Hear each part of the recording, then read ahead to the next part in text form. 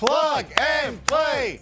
Plug and play. play. I'm sorry, Kendall, now that you're not on your own segment, you're not going to participate in our shenanigans? Just sitting there, like, oh, I'm done my work. Do another work.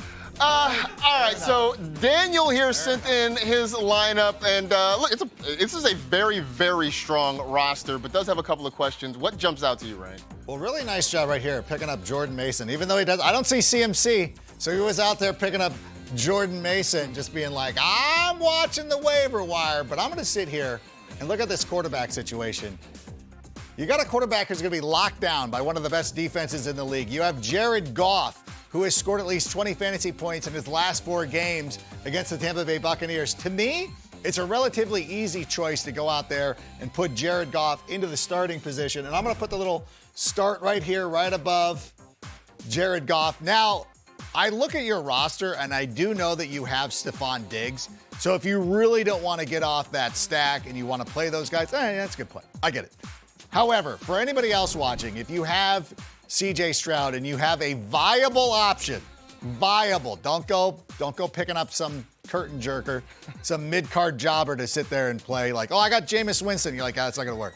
But if you have a reliable person to put in there, you can sit CJ Stroud. The other thing that sort of jumps out to me, look, Isaiah Pacheco, Ramondre Stevenson, they were great for you last week. I understand that.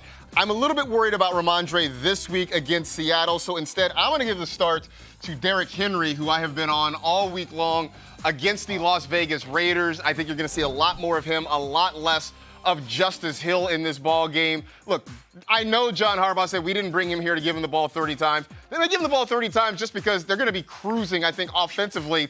And we're going to see Derrick Henry kind of closing this game out in the fourth quarter. So I like him a lot more over Ramondre this week. Also, I take a quick look because Jake Ferguson is banged up.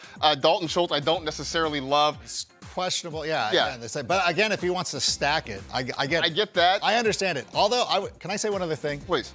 With Jordan Mason and Derrick Henry, you might want to I would want a better wide receiver too.